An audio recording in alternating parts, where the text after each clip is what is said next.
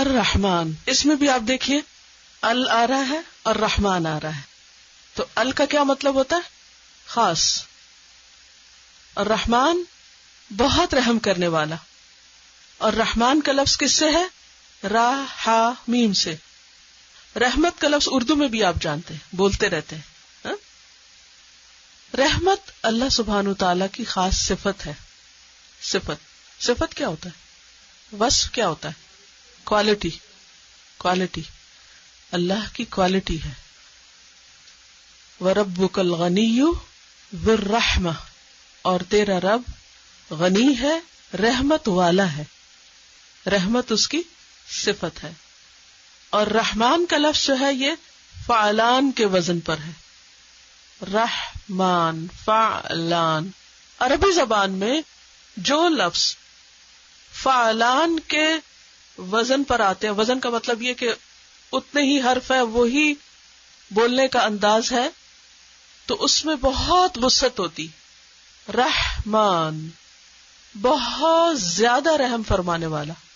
الرحیم، رحمان میں بھی رحمت کی بات آ گئی، دوبارہ پھر کیوں الرحیم کی بات ہوئی؟ دونوں میں معنی کے اعتبار سے تھوڑا سا فرق ہے. رحمان میں تو کثرت اور وسعت اور بھر جانا، کسی چیز کا زیادہ ہونا اور بھر جانا، اس کے لیے آتا ہے فعلان کا وزن. عربی میں یہ بھی ہوتا ہے، جیسے کوئی بہت غصے میں ہو تو کہتے ہیں غضبان، یعنی غصے سے بھرا ہوا اور بہت زیادہ غصے میں. اسی طرح عربی میں کہتے ہیں عطشان، بہت زیادہ پیاسا. اسی طرح جوعان، بہت زیادہ بھوکا. تو فعلان کے وزن پر جو بھی عربی میں لفظ آتے ہیں ان میں زیادتی بھی ہے اور کسی چیز کا بھرا ہوا ہونا بھی ہے، کثرت. تو اللہ سبحانہ تعالیٰ کی رحمت عام ہے. اللہ کی رحمت دو طرح کی ہے، ایک عام ہے اور ایک خاص ہے.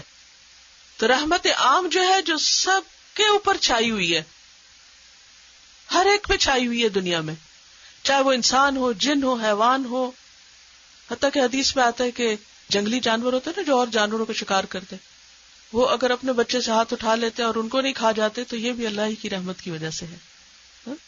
تو اللہ نے ان کے دلوں میں رحمت ڈالی ہے، تو وہ ہر جگہ پر اس کی رحمت ہے، یعنی ہر چیز کو گھیرا ہوا ہے جس کی وجہ سے یہ دنیا چل رہی ہے. تو یہ سب کے لیے، چاہے کوئی مسلمان ہو، کافر ہو، مشرک ہو، منافق ہو، کوئی اچھا ہو، برا ہو، لیکن اللہ کی اس پر رحمت عام ہے. اسی وجہ سے ہم سب جی رہے ہیں، اسی وجہ سے ہم سب کھا پی رہے ہیں. اور یہ رب العالمین کے بعد اس لیے بھی کہ جو عالمین کا رب ہے، جو ہر چیز کو اون کرتا ہے، وہ اتنا بڑا ہے، وہ اگر کوئی غلطی کرے تو اس کو ایک سیکنڈ میں سزا دے سکتا ہے. لیکن اس کے باوجود وہ ان لوگوں کو جو بعض اوقات نعوذ باللہ اللہ سبحانہ و تعالیٰ ہی کو برا بھلا کہہ رہے ہوتے ہیں اور اس کو ظالم بتا رہے ہوتے ہیں اور معلوم نہیں کیا کچھ اس کے اور اس کے آیات اور اس کی کتاب اور اس کے خاص بندوں کے خلاف بولتے رہتے ہیں، لیکن اس کے باوجود وہ ان کو فوری سزا نہیں دیتا. یہ کیوں نہیں دیتا؟ کیا وہ دے نہیں سکتا، پکڑ نہیں سکتا؟ دے سکتا ہے، لیکن چونکہ وہ رحمان ہے اس لیے وہ ان کو چھوڑے رکھتا ہے اور ان کا وہ وقت پورا کرنے دیتا ہے. اب آپ دیکھیے دنیا میں جب انسانوں کے پاس تھوڑی سی بھی اتھارٹی آتی ہے تو کس طرح بہیو کرنے لگتے ہیں. آپ اس کو بتائے گا کس طرح بہیو کرتے؟ اتھارٹی کے مختلف درجے ہوتے ہیں نا، کسی کے پاس تھوڑی ہوتی، کسی کے پاس اس سے زیادہ، کسی کے پاس بہت ہی زیادہ. ماں کے پاس اتھارٹی سارا دن بچوں کو ڈانٹ ڈپٹ کرتی رہتی.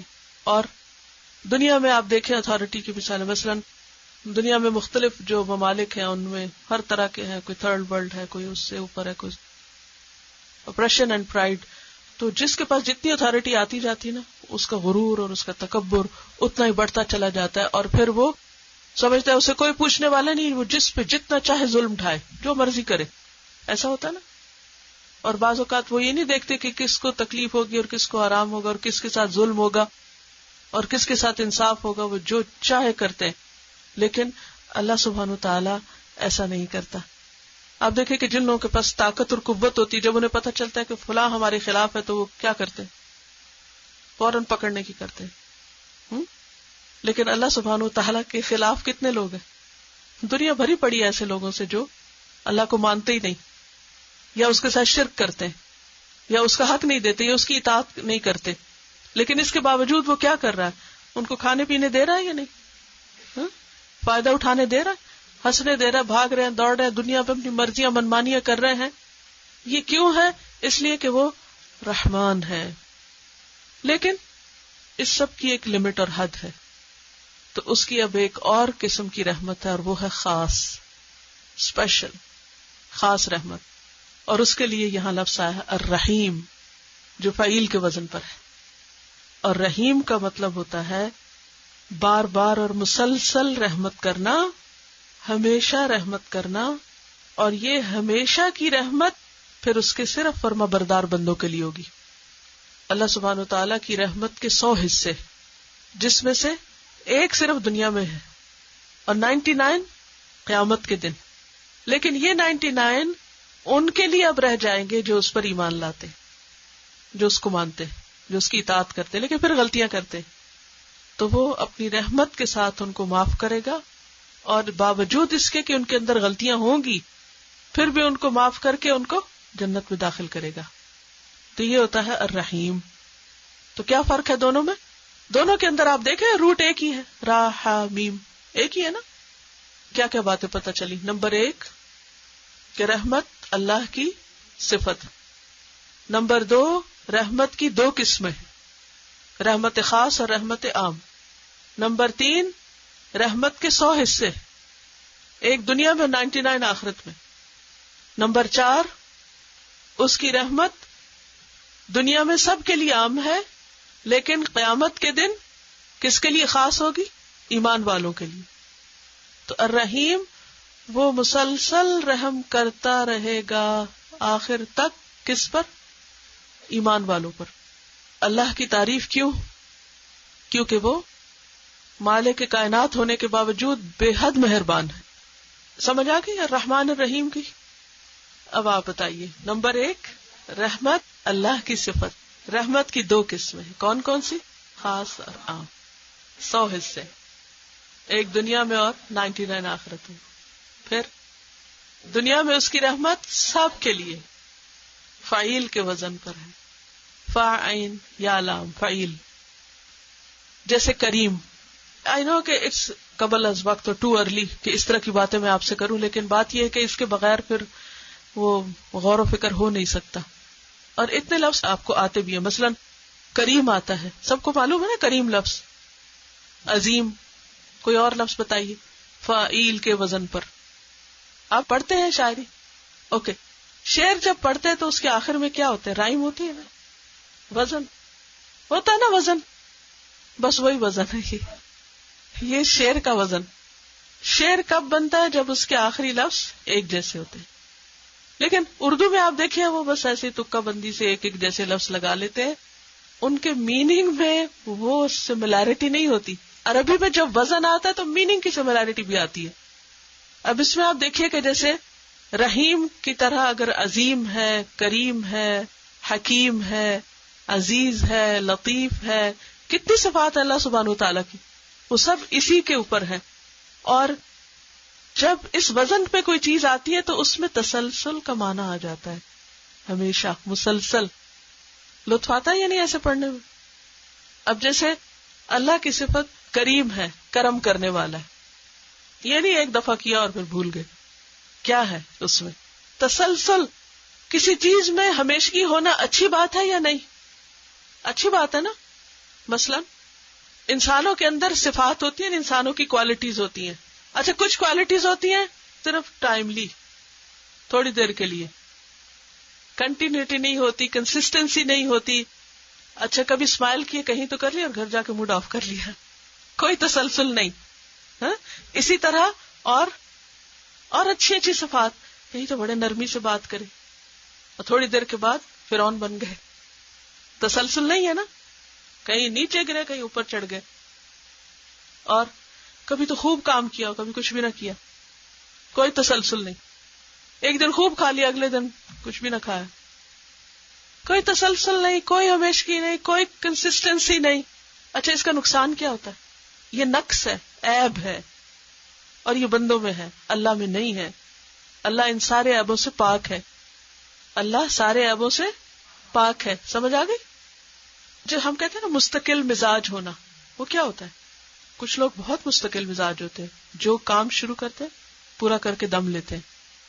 اور جتنے بھی دنیا کے کامیاب لوگ ہیں جن کو آپ سکسیسفل پیپل کہتے ہیں، پروفیشنل، ان کے اندر یہ کوالٹی پائی جاتی ہے، ان کے درجے کی، کہ جو شروع کرتے ہیں مکمل کرتے، ادھورا نہیں چھوڑتے، تھوڑا تھوڑا کرتے ہیں، مسلسل کرتے، لانگ ٹرم کام کرتے ہیں. اور اس کے برعکس ناکام لوگوں کی صفت کیا ہوتی؟ وہ جو ایک ریس کی کہانی پڑھتے ہیں بچپن سے، اس میں بھی اصل میں تو اسٹیڈ فاسٹنس کی بات ہے نا. یہ کچھوا جو تھا وہ چلتا رہا، خواہ وہ تھوڑا تھوڑا چلتا رہا، اور خرگوش جو تھا وہ چھلانگے لگا کے سو گیا. حالانکہ خرگوش کا چھلانگے لگانا بڑا دل خوش کرتا ہے، مگر کامیابی کس کو ہوئی؟ کچھوے کو. اس میں ہمارے لیے بہت بڑا سبق ہے. جیسے اب قرآن پاک آپ نے شروع کیا نا، تو یہ نہیں کہ ایک دو دن تو بہت جذبے جوش سے آنا اس کے بعد بند کر کے رکھ دینا، نہیں، اس کو تھوڑا تھوڑا تھوڑا مگر کمپلیٹ کرنا انشاءاللہ. تو رحیم کے آپ سمجھ آ گیا؟ رحم مسلسل، تسلسل کے ساتھ، اینڈ تک. اچھا، رب کے اندر بھی کیا ہے؟ یہ سب اللہ کی صفات ہے. الحمدللہ ہم نے کہہ دیا نا، تو مین جو ہمارا فوکس ہے وہ اللہ پر ہے. اور اس کی پہلی صفت ہے کہ وہ رب ہے، دوسری صفت ہے الرحمن ہے، تیسری صفت ہے الرحیم ہے. اب الرحمن الرحیم ہے اور رب ہے وہ، تو ہر ایک کے اندر ایک الگ ہی کوالٹی ہے. رحمان میں ایک اور چیز ہے، رحمان کا لفظ بھرتے منہ بھر جاتا ہے، رحمان بہت کثرت کا تصور آتا ہے. لیکن رحیم میں اس طرح بہت بڑا ہونے کا تو نہیں آتا، مگر اس میں کنٹینیوٹی کیا آتا ہے، تو اس کی ہر شان نرالی. مالک یوم الدین، مالک. سوچئے مالک کون ہوتا؟ آپ عام طور پہ لفظ پڑھتے ہیں مالک، ملک، ملک، یہ لفظ جانے پہچانے نا سب کو. سبع قرات کا لفظ آپ میں سے شاید کچھ لوگوں نے سنا. تو سبع قرات میں سے ایک قرات میں اس کو ملک یوم الدین بھی پڑھا گیا. وہ غلط نہیں پڑھتے، وہ ایکچولی ایک اور قرات پڑھتے ہیں. It's another style of reading Quran. تو مالک بھی ہوتا ہے اور ملک بھی ہوتا ہے صفت اللہ کی، لیکن تھوڑا سا بیچ میں فرق. مالک کا لفظ جو ہے میم لام کاف سے ہے. ملک، ملک کس کو کہتے ہیں؟ ملک کنٹری کے لیے آتا ہے، حکومت کے لیے بھی آتا ہے. ملوکیت کبھی سنا لفظ؟ خلافت اور ملوکیت نظام حکومت ہے، ملک ہوتا ہے، کنگ ہوتا ہے. تو ملک کا یملک کا معنی ہوتا ہے کسی چیز پہ قابو پانا. تو جو ملک ہوتا ہے، بادشاہ ہوتا ہے، وہ کیا کرتا ہے؟ بعض اوقات قابو ہوتا ہے اس کا اور بعض اوقات نہیں ہوتا. تو جو مالک ہوتا ہے پورا اختیار اور اتھارٹی رکھتا ہے، کامل طور پر، مکمل طور پر اس کی اتھارٹی ہوتی، اونز، اختیار بھی ہوتا ہے اس کا. لیکن ملک جو ہے اس میں اونرشپ تو ہوتی ہے مگر اختیار ضروری نہیں. مالک میں اونرشپ بھی ہے اور اختیار بھی ہے، اتھارٹی بھی ہے. لیکن ملک میں اونرشپ تو ہے لیکن اتھارٹی نہیں. فرق کیا ہے؟ کوئی شخص کسی گھر کا مالک ہے تو کیا ہوتا ہے اس کے پاس؟ میں اس کی مالک ہوں، اس پین کی. جب مالک ہوں تو میں اس کو اون بھی کرتی ہوں اور میرا اس پہ اختیار بھی ہے. کیا اختیار ہے؟ چاہوں تو لکھوں، چاہوں تو بند کر دوں، چاہوں تو پھینک دوں، چاہے تو کسی کو تحفے میں دے، جو مرضی کروں. یہ اختیار ہے. مالک کون ہوتا ہے؟ جو مالک بھی ہوتا ہے، اون بھی کرتا ہے اور اتھارٹی بھی رکھتا ہے. لیکن ملک صرف اون کرتا ہے، اتھارٹی ہو بھی سکتی ہے اور اتھارٹی نہیں بھی. اب آپ دیکھیں کہ بہت سے ممالک ایسے اب بھی کہ جن میں ڈیموکریسی کے علاوہ وہاں پر کنگ یا کوئین کا وجود بھی ہوتا ہے. اب کیا کوئین مالک ہوتی؟ ملکہ ہوتی، ٹھیک ہے، مالک نہیں، ملکہ ہے. ہر چیز پر اس کا اختیار نہیں، اس کی مرضی نہیں، ہر چیز پر اس کی اتھارٹی نہیں، حالانکہ اس کو ایک سپریم پوزیشن حاصل ہے. تو اللہ سبحانہ وتعالی کے لیے جب مالک اور ملک دونوں لفظ استعمال ہوتے ہیں تو اس میں بات یہ ہے کہ مالک کے اندر اگرچہ اختیار اور ملکیت دونوں ہیں، مگر جو ملک کے اندر وہ ایک گلیمر ہے وہ مالک میں نہیں ہے. مثلا مالک، ایک قلم کا مالک بھی مالک کہلا سکتا ہے. اللہ سبحانہ وتعالیٰ تو پھر ہر چیز کا مالک ہے. لیکن ملک جو ہے بھلے اس کے ہاتھ میں کچھ بھی نہ ہو مگر جو ٹائٹل ہے ملک اس کی اپنی ایک خوبصورتی ہے. تو اللہ سبحانہ وتعالیٰ کے لیے مالک اور ملک دونوں ہی بولے جاتے ہیں. لیکن یہاں دنیا کی ملکیت کی بات نہیں ہو رہی. یہاں مالک یوم الدین، یوم الدین سے مراد قیامت کا دن ہے. یوم عربی میں کہتے ہیں دن کو، اور عربی کا دن کب شروع ہوتا ہے؟ جب چاند نظر آتا ہے. ایک دن کی مغرب سے اگلے دن کی مغرب تک، جب آپ روزہ رکھتے ہیں اور جب آپ عید کے لیے چاند دیکھتے ہیں، تو یہ دن ہوتا ہے. باقی ہم لوگوں کا عام طور پر دن کیا ہوتا ہے؟ سورج نکلنے سے دن شروع ہوتا ہے. اور یہاں پر لفظ آیا ہے الدین. الدین کا لفظ جو ہے یہ دانا یدین سے ہے، جس کا معنی ہوتا ہے بدلہ دینا. دین کا لفظ آپ نے پڑھا کبھی؟ دین کس کو کہتے ہیں؟ قرض کو. اور قرض چکانا ہی ہوتا ہے. قرض اپنا پیسہ نہیں ہوتا. کیا کرنا ہوتا ہے؟ واپس کرنا ہوتا ہے نا. ٹھیک ہے. تو دانا یدین و دین کہتے ہیں عربی میں بدلہ دینا، کسی عمل کی جزا یا سزا دینے کو. تو دانا یدینوں کا مطلب ہوتا ہے بدلہ دینا، کسی عمل کی جزا یا سزا دینا. دین کا لفظ جو ہے عربی میں جزا اور عمل دونوں کے لیے استعمال ہوتا ہے. اور جزا کس چیز کی ہوتی ہے؟ سزا یا جزا کس چیز کی ہوتی ہے؟ عمل کی. ٹھیک ہے. تو دین عمل کا نام بھی ہے اور بدلے کا نام بھی ہے. یہ جو دین اسلام ہے یہ کس چیز کا نام ہے؟ عمل کا نام ہے. مسلمان ہونا نام کا نہیں ہے، کچھ کرنے کا نام مسلمان ہونا ہے. سمجھ آ رہی ہے؟ نہیں آ رہی؟ مشکل لگ رہا ہے. عربی زبان جو ہے اس کو کہتے ہیں لغت الازداد. یہ خوبی صرف عربی میں ہے کہ اسی لفظ کے اندر اپوزٹ میننگ بھی آتا ہے، لیکن کانٹیکسٹ سے پتہ چل جاتا ہے کہ کیا استعمال ہو رہا ہے. اس کی ڈیپتھ کے لیے مثلا شراء کا لفظ عربی زبان میں خریدنے اور بیچنے دونوں کے لیے آتا ہے. ظن کا لفظ گمان اور یقین دونوں کے لیے آتا ہے. کہاں کیا آتا ہے کانٹیکسٹ سے فوراً پتہ چل جاتا ہے. ایک طرف عربی زبان میں وسعت بہت ہے اور دوسری طرف ایک ہی لفظ کے اندر دو اپوزٹ میننگ بھی آتے ہیں. تو دین کا لفظ عمل اور جزا دونوں کے لیے آتا ہے. اب آپ دیکھیے کہ یہاں پر کہا جا رہا ہے مالک یوم الدین، وہ بدلے کے دن کا مالک ہے. اور بدلے کا دن کون سا ہے؟ قیامت. اس کا مطلب ہے وہ عمل کا دن نہیں ہے. کلیئر؟ اس دن جو لوگ سزا پائیں گے وہ روئیں گے، پیٹیں گے اور کہیں گے یا اللہ ایک دفعہ واپس بھیج ہم کو. آج ہم کو سمجھ آ گئی، اب ہم کچھ کریں گے. ہم سے بتایا جائے گا بس اب تو واپس جا ہی نہیں سکتے. میں بہت چھوٹی تھی جب مجھے اس بات کا پتہ چلا. اور میں آپ سے بھی کہوں گی کہ بچوں کو کبھی بچہ نہ سمجھے، ان کے ساتھ شیئر کرتے رہیں. جو بھی آپ سیکھیں ان کے ساتھ باتیں کیا کریں. بہت چھوٹی تھی تو میرے والد نے مجھے بتایا کہ وقت نہ ضائع کیا کرو نا، وقت استعمال کیا کرو، کیونکہ دنیا میں تو ہم ایک ایک لمحے میں جو کریں گے وہ سب جمع ہوتا جائے گا اور کل اس کا ریوارڈ ہمیں ملے گا. لیکن کل اگر تم کہو گی کہ میں اب کچھ کروں تو پھر کچھ بھی نہیں کر سکتے. تو قبر میں جب انسان جاتا ہے تو 1000 سال بھی رہے تو چاہے 1000 دفعہ روز سبحان اللہ کہے تب بھی اس کو کوئی فائدہ نہیں، کچھ بھی نہیں ملے گا. تو یہی کرنا ہے. تو یہ وقت بہت قیمتی ہے. اور پھر وہ واقعہ بھی بتایا کہ کس طرح جہنم والے روئیں گے، چلائیں گے اور کہیں گے کہ یا اللہ ہمیں واپس بھیج، ہم کریں. تو میں نے کہا اللہ تعالیٰ ایک دفعہ تو واپس کر دینا، شاید وہ بدل جائے. میں بہت دیر سوچتی رہی، پھر واپس نہیں جا سکیں گے، واپس نہیں واپس نہیں واپس نہیں. یہ چیز چپک گئی میرے دماغ سے کہ واپس نہیں، عمل نہیں، وہاں کام نہیں کر سکتے. صرف بدلہ ہے. جو آج کر رہے ہیں بس وہی ملے گا کل. لہذا ہمیں آج کام کرنا ہے. تو دین کا ایک معنی کیا ہے؟ عمل.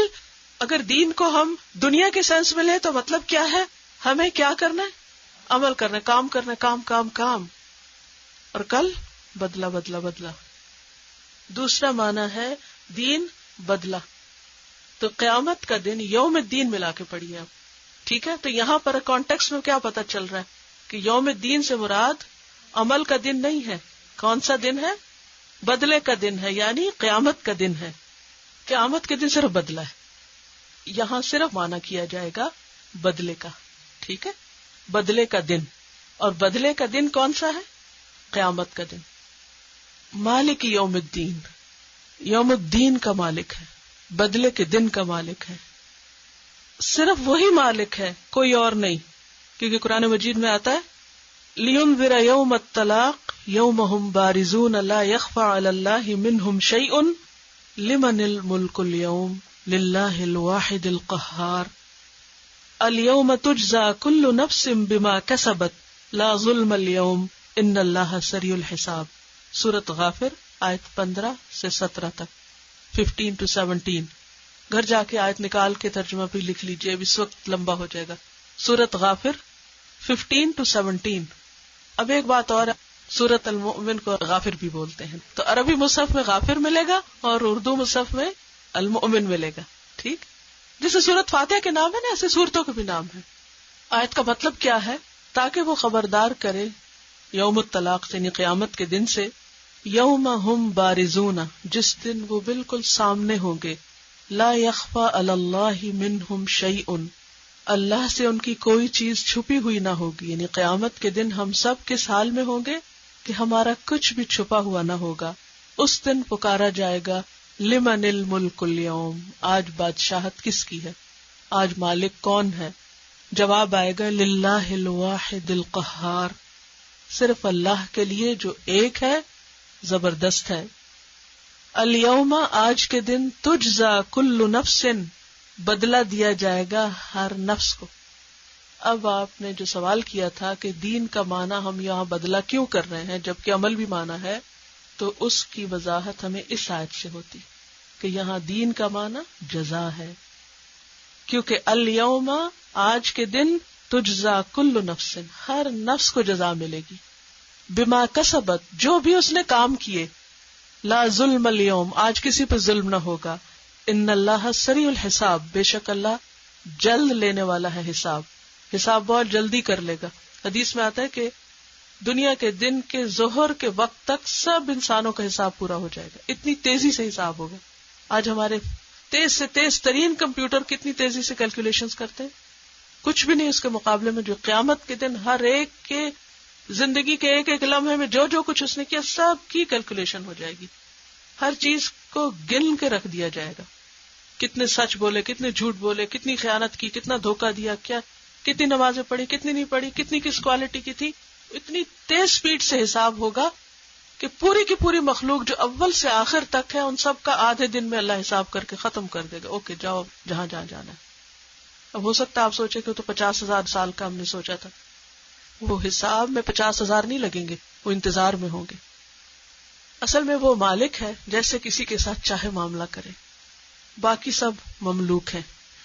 ہاں ہمیں اچھی امید رکھنی چاہیے کہ مومن بندے کی جو اللہ سے محبت کرتے ہیں ان سے اللہ کی ملاقات پرائیویٹ ہوگی. اللہ تعالیٰ چھپا کے ان سے بات کرے گا اور انہیں نہیں دیکھنے دے گا کیا بات ہو رہی ہے. اور پھر اللہ تعالیٰ فرمائے گا میں نے دنیا میں تجھے ڈھانپا تھا نا. جب اللہ تعالیٰ اس کو کھولے گا اتنا کچھ تو بندہ سمجھے گا میں ہلاک ہونے لگا، میں بچ ہی نہیں سکتا، اتنے گناہ کیے میں نے. تو اس وقت جس کو اللہ معاف کرنا چاہے گا تو اللہ تعالیٰ فرمائے گا میں نے تجھے دنیا میں بھی ڈھانپا تھا، تیرے عیبوں پہ پردہ ڈالا، تو یہ غلطی کی تھی نا، یہ بھی کوئی نہ نہیں کرے گا، جو کیا ہوگا سب مان جائیں گے. پھر اللہ تعالیٰ کہے گا جاؤ اب بھی ڈھانپتا ہوں، چھپا کے واپس. لیکن کسی کے پاس کوئی گارنٹی نہیں، کیونکہ مالک وہ ہے. مالک یوم الدین کا مطلب یہ کہ سب اس کے ہاتھ میں. اس سے پتہ کیا چلتا ہے کہ ہم سب کو اس کے لیے خالص ہو جانا چاہیے، اس سے دوستی پکی کر لینی چاہیے، تنہائی میں اس سے باتیں کرنی چاہیے. کیونکہ جس سے محبت ہوتی ہے تو کیا دل چاہتا ہے اکیلے میں اس سے بات کرے، وسپر کرے. جس کو اللہ سے محبت ہوتی ہے اس کا دل نماز میں لگنے لگتا ہے، پھر اکیلے رہنا اس کو اچھا لگنے لگتا ہے، پھر اس کا دل چاہتا ہے میں اکیلے میں اللہ سے باتیں کروں. کہ اللہ ایک دن قیامت کے دن بھی اسی طرح مجھے تجھ سے اکیلے ملاقات چاہیے، مجھے کسی اور کے ساتھ نہیں مجھے کسی کے سامنے رسوا نہ کرنا. ولا تخزنا یوم القیامہ، دعا مانگتے نا اللہ میں دوسروں کے سامنے ہماری بےزتی نہ کرنا. ہم واقعی بہت گناہگار ہیں، وہاں ہمارا یہ پرچہ نہ کھول کے کسی کو دکھانا. اور یہ وہ لوگ ہوں گے جو دنیا میں دوسروں کے عیب ڈھانپتے ہوں گے، چھپاتے ہوں گے، دوسروں کو بدنام نہیں کرتے ہیں. تو ہم کو وہ اخلاق اختیار کرنا ہے اور وہ عادتیں یہاں ڈالنی کہ جس کی وجہ سے اللہ تعالیٰ ہم سے محبت کرے، اور ہم جب اللہ سے ملے تو ہم کو چھپا کے بس اسی طرح لپیٹ کے ہماری گندگی بند کر کے اور ہم کو معاف کر دے. لیکن کسی اور کے ہاتھ میں اختیار نہیں ہوگا. مالکی یوم الدین، وہ خود مالک ہوگا. سب بندے وہاں پر بندے ہوں گے. حدیث میں آتا ہے کہ لوگ ننگے پاؤں بے لباس اٹھائے جائیں گے، ننگے پاؤں اور بے لباس. حضرت عائشہ نے کہا کہ پھر ہمیں شرم نہیں آئے گی؟ پھر لوگ ہم کو دیکھیں گے. عائشہ کس کو ہوش، کون کس کو دیکھے؟ کوئی کسی کو نہیں دیکھے گا. اب حشر کا میدان ہے، ذرا سوچئے تھوڑی دیر کے لیے. نہ کپڑا ہے جسم پہ اور نہ پاؤں میں کچھ ہے. یہ ہے نا عبد، یہ ہے نا ہم بندے، یہ ہماری حقیقت، یہ ہماری حالت. اور اس طرح ہر ایک سامنے اللہ کے آئے گا. کوئی کسی کے پیچھے اوٹ میں چھپ کے. دنیا میں تو جب ہم کسی سے بچنا چاہتے ہیں نا تو پیچھے ہو کے نکل جاتے ہیں. وہاں کوئی ایسے نہیں کرتے، کیونکہ ہمارے دنیا میں تو انسانوں سے واسطہ ہے، وہاں اللہ سے واسطہ ہے. تو اس سے ہمیں یہ پتہ چلتا ہے کہ دنیا میں جو مالک بنے ہوئے وہاں وہ بھی بندے ہوں گے. جیسے ربۃ البیت، گھر کی مالکہ دنیا میں عورت ہوتی ہے، لیکن قیامت کے دن ماں اور بچہ ایک ہی جگہ پر ہوں گے. استاد شاگرد ایک ہی حال میں، سب کے کپڑے اترے ہوئے ہیں، سب کی عزتیں برابر ہیں. بڑے بڑے بادشاہ اور حقیر غلام سب ایک لائن قطار میں. صرف عزت اگر کسی کے پاس ہے تو تقویٰ کی وجہ سے اور اچھے عمل کی وجہ سے ان کو عزت دی جائے گی.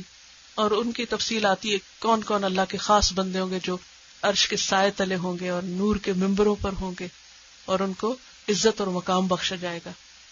تو بہرحال وہ مالک ہے یوم الدین کا. تو اس آیت سے ہمیں یہ پتہ چلتا ہے کہ قیامت کے دن کا حساب برحق ہے. دین کا مطلب ہی ہے جزا دینا، بدلہ دینا. یعنی قیامت کے دن آئے گا اس لیے کہ لوگوں کو بدلہ دیا جائے. کس چیز کا؟ جو وہ آج دنیا میں کر رہے ہیں. کیونکہ اللہ نے ہم کو بیکار نہیں پیدا کیا. یہاں افحسبتم انما خلقناکم عبثا، کیا تم سمجھتے ہو ہم نے تم کو یہ بیکار پیدا کر دیا؟ وانکم الینا لا ترجعون، اور تم ہماری طرف واپس نہیں لوٹائے جاؤ گے. نہیں، ایسا نہیں ہوگا، واپس آؤ گے.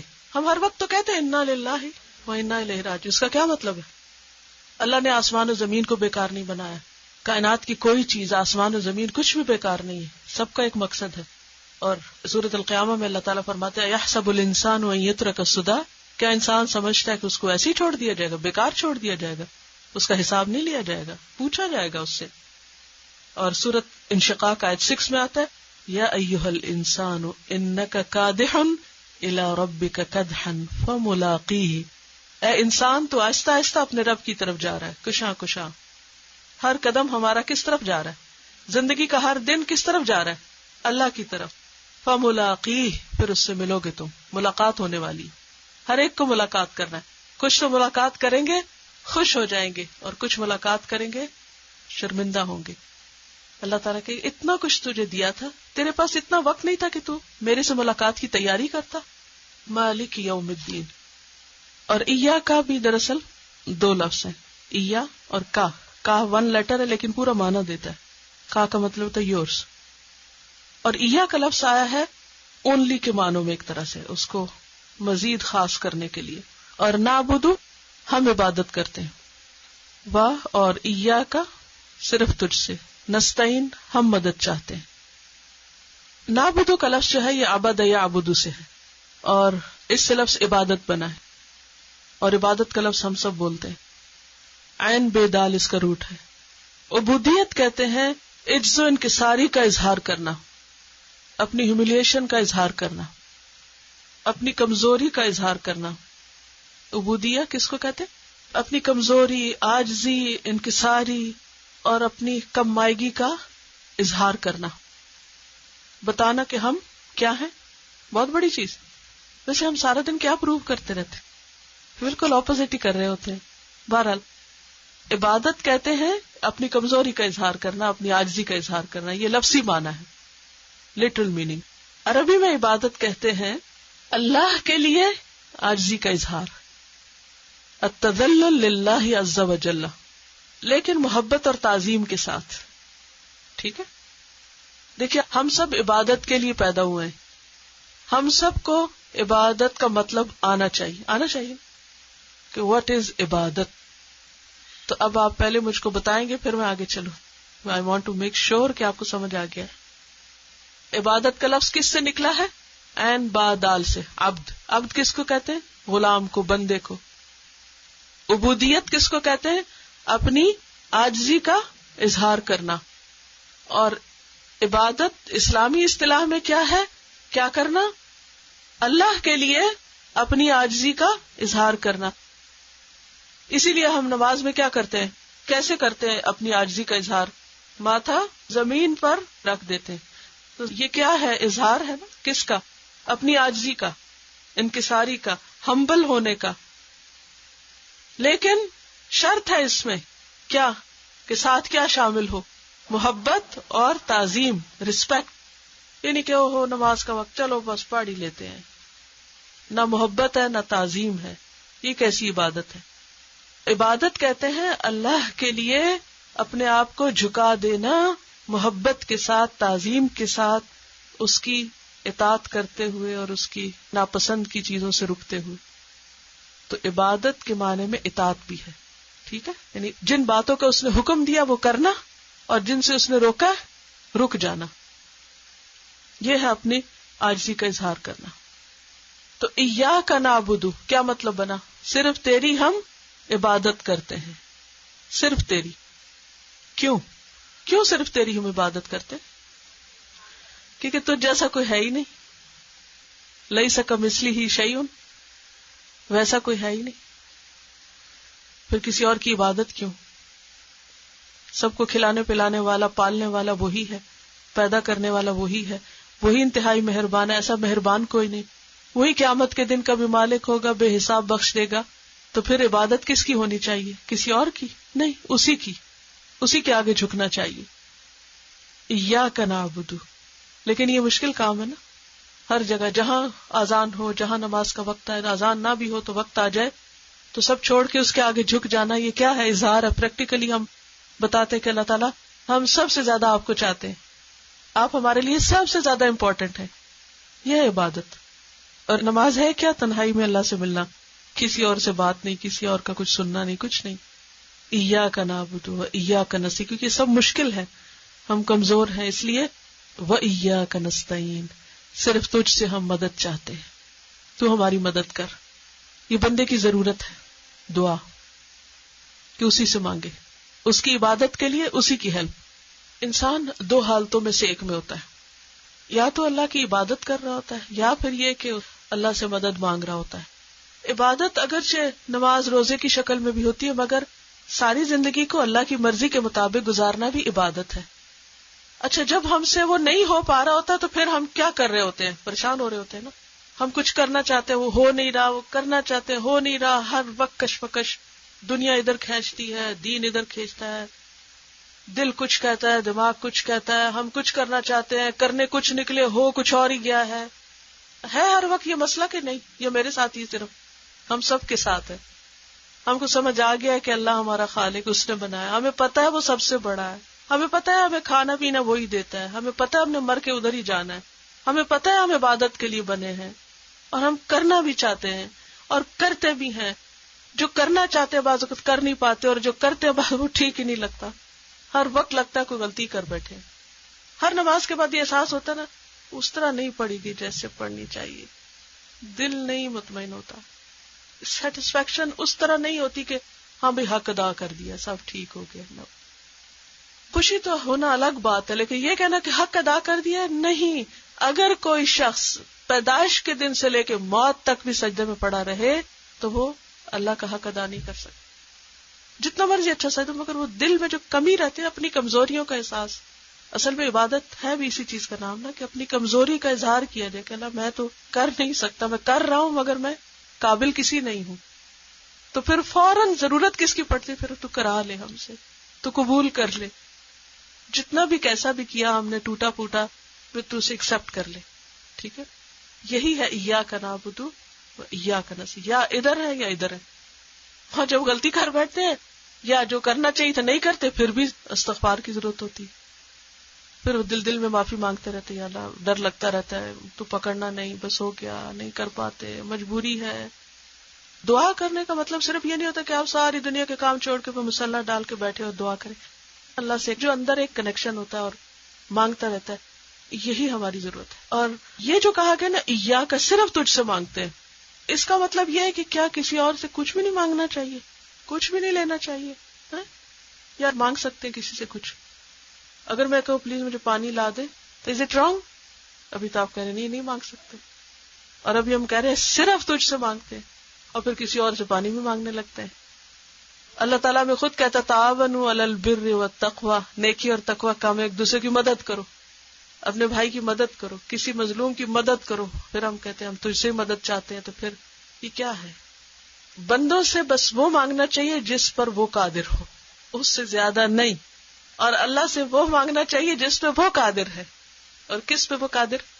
ہر چیز پہ. بندوں سے وہ نہیں مانگنا چاہیے جو بندوں کے ہاتھ میں نہیں. ٹھیک ہے، یہ ہے اس کا مطلب. مثلا کسی کی زندگی کس کے ہاتھ میں، کس سے مانگنی چاہیے؟ صحت کس کے ہاتھ میں؟ کیا ہم کسی ڈاکٹر سے کہہ سکتے ہیں آپ مجھے صحت دے دیں؟ نہیں. لیکن یہ کہہ سکتے دوا دے دے، کیونکہ وہ دوا دے سکتا، صحت نہیں دے سکتا. اسی طرح اور چیزیں بھی. تو جو اللہ کے ہاتھ میں ہے اس کے لیے کسی بندے پہ توقع رکھنا جو ان بیچاروں کے پاس ہے ہی نہیں. ہم بعض اوقات دوسرے سے ایکسپیکٹیشن رکھتے ہیں نا، یہ کر دے گا، وہ کر دے گا، پھر وہ نہیں کرتا، پھر ہم ناراض ہو جاتے ہیں. نو، ہم کیوں مایوس ہوتے ہیں ہر وقت، فرسٹریٹ ہوتے ہیں؟ کیونکہ بندوں سے ہم وہ ایکسپیکٹ کر رہے ہوتے ہیں جو ان بیچاروں کے پاس ہے ہی نہیں. جس دن ہمیں یہ سمجھ آ جائے ساری فرسٹریشن ختم ہو جائے اور ہر ایک کو معاف کر سکے. ہم بندوں سے تعلقات بھی اس وقت اچھے ہوں گے جب ہمارا عقیدہ صحیح ہوگا. جب وہ نہیں کر سکے گا، ہمیں پتہ ہے وہ بیچارہ ہے، نہیں کر سکتا، وہ کمزور ہے. عام طور پہ ہماری مشکل کیا ہوتی ہے؟ جب ہم چھوٹے ہوتے ہیں ہم اپنے ماں باپ کو خدا سمجھے بیٹھے ہوتے ہیں، ہر چیز سمجھتے ہیں، ماں باپ تو ہر چیز کر لیں گے، ہمیں کر کے دینا چاہیے. اچھا شادی کے بعد ہم کیا سمجھتے ہیں؟ ہر چیز میاں کے ہاتھ میں، سب وہ کر سکتے. اچھا بعض لوگ تو بہت سمجھدار ہو گئے، وہ نہیں سمجھتے، وہ کہتے ہیں ہر چیز ہمارے اپنے ہاتھ میں، ہم خود جاب کر سکتے ہیں، ہم انڈیپینڈنٹ ہیں، ہمارے ہاتھ میں ہے. لیکن سب کچھ ہمارے اپنے ہاتھ میں بھی نہیں ہے. تو اوور کانفیڈنٹ ہونا یا کسی پہ اتنا توکل کر بیٹھنا کہ بس یہ تو میرا آقا ہی ہے اور ہر چیز اسی کے اختیار میں ہے، یہ سب غلط ہے. صرف اللہ ہی ایک ذات ایسی ہے جس کے ہاتھ میں سب کچھ. بندوں کے ہاتھ میں جو کچھ ہے لمیٹڈ کوانٹٹی اور لمیٹڈ ٹائم بھی لمیٹڈ ہے. اگر کسی کے پاس قارون جیسی دولت بھی ہو، بازو کا دل ہی نہیں ہوتا، وہ دے سکتا مگر اس کے اندر اتنی بڑی کمزوری ہے بخل کی، وہ بیچارہ کھول ہی نہیں سکتا ہاتھ، وہ ڈوب مرے گا اسے لے کے، لیکن دے گا نہیں. اور بعض اوقات ہوتا ہی کچھ نہیں، بعض اوقات ہوتا ہے وہ دیتا ہی نہیں، بعض اوقات دے سکتا ہی نہیں. تو یہ ساری کمزوریاں، ویکنیسز بندوں کے ساتھ ہے، اللہ کے ساتھ نہیں. اللہ کیا ہے؟ سب کچھ دے سکتا ہے. تو ہمیں عبادت اسی کی کرنی چاہیے جو ہماری ساری ضروریات پوری کر سکتا ہے. اب صحابہ کرام کا طریقہ یہ تھا کہ ایون وہ چیزیں جو بندے بھی دے سکتے ہیں وہ پہلے کس سے مانگتے تھے؟ اللہ سے مانگتے تھے. میں جب صبح پڑھ رہی تھی اور لکھ رہی تھی اور کچھ خیالات اپنے جمع کر رہی تھی تو اچانک مجھے کوئی پریشانی یاد آئی اپنی. ہوتا ہے نا پڑھ رہے ہوتے جو بالکل تنہائی میں خاموش بیٹھ کے، تو آپ کو طرح طرح کے خیال بھی آتے ہیں. اچھا لکھتے لکھتے ذرا میرا ہاتھ سلو ہو گیا تو مجھے وہ چیز بادر کر رہی. میں نے کہا میں کیا لکھ رہی ہوں؟ کون قادر ہے یہ سب کرنے پہ؟ میں کیوں نہیں مانگ لیتی؟ میں نے قلم چھوڑا اور اللہ سے مانگنا شروع کر دیا کہ اللہ تعالیٰ تو قادر ہے، تو کر سکتا ہے، تیرے ہاتھ میں سب کچھ، تو کر دے. اور میں اتنی مطمئن ہوں کہ اس کے بعد پھر اگلا کام شروع کر دیا. وہ ہر جگہ ہر وقت ہمیشہ سنتا ہے، اور وہ خود کہتا ہے وقال ربکم ادعونی استجب لکم. بندو مانگو میں دوں گا تم کو، مانگو. ہاں اس کے دینے کا انداز فرق ہے، وہ نہیں جیسے بندے اچھا پانی دو تو گلاس ہاتھ میں دے دے، ایسے نہیں دیتا. اس کا اپنا ایک انداز، ایک طریقہ ہے دینے کا. تو صحابہ کرام جو تھے وہ چھوٹی چھوٹی چیزیں بھی اللہ سے مانگتے تھے، کھانا پینا بھی، سواری اور ضرورت کی چیزیں. اور اس سب کے لیے اگر آپ اچھی اچھی دعائیں یاد کریں جو نبی صلی اللہ علیہ وسلم نے مانگی، کتنی زیادہ دعائیں ہیں. اچھا ایک بات یہ بھی دیکھیں، جب میں دیکھتی ہوں نبی صلی اللہ علیہ وسلم کی دعائیں تو میں ہمیشہ سوچتی ہوں کہ وہ انسانوں میں سب سے زیادہ عبادت گزار تھے، لیکن سب سے زیادہ ہمبل تھے. جتنا کچھ آپ نے مانگا شاید کسی اور نے نہ مانگا. تو اس سے کیا پتہ چلتا ہے کہ محمد صلی اللہ علیہ وسلم اللہ کے بندے اور اس کے رسول ہیں، اور انہوں نے جو کچھ مانگا وہ ہمیں بھی سکھایا. سب کتابیں موجود ہیں. انشاءاللہ ساتھ ساتھ آپ دعائیں بھی اس کورس میں سیکھیں گے، اور دعا بھی عبادت ہی کی ایک قسم ہے. تو خلاصہ کیا ہے کہ اللہ کی مدد کامل مدد ہے، اور بندوں کی مدد ناقص مدد ہے، لمیٹڈ ہے. بندوں سے وہ نہیں توقع رکھنی چاہیے جس کے وہ قابل نہیں. اس سے پھر انسان کو کیا ملتا ہے؟ سکون. بعض اوقات کسی کے ہاتھ میں چیز ہوتی ہے مگر اس کا دل ایسا نہیں ہوتا کہ وہ آپ کو دے، پھر کتنی تکلیف ہوتی ہے نہیں. ہمارے جتنے مسئلے مسائل ہیں گھروں کے، وہ کس وجہ سے؟ اکثر لوگ کیوں ڈپریشن کا شکار ہو جاتے ہیں؟ کیونکہ کو پتا ہوتا ہے یہ چیز ہے، یہ فلاں کر سکتا، پھر وہ کرتا نہیں. آپ بچوں پہ کیوں اتنا یل کرتی، کیوں غصہ آتا ہے جب آپ انہیں کچھ کہتے کہ یہ کرو؟ وہ کر سکتے ہیں لیکن نہیں کرتے، پھر کیا ہوتا ہے، آپ کیا ری ایکشن ہوتا ہے؟ اسی طرح ہر ایک کے ساتھ بعض اوقات آپ اپنے پیرنٹس سے، بچوں سے، شوہر سے، دوستوں سے، مختلف طرح کے لوگوں سے مختلف طرح کی ایکسپیکٹیشن رکھتے ہیں. وہ نہیں کر پاتے. کیوں نہیں کر پاتے؟ کیونکہ وہ کمزور ہیں، ناقص ہیں، پرفیکشن نہیں ہے ان میں. تو بندوں کو بندہ سمجھے اور الہ بس ایک ہی، ایاک نعبد و ایاک نستعین. اور یہ جو ہم کہتے ہیں نا لا الہ الا اللہ، یہ اس کی اصل تفصیل ہے.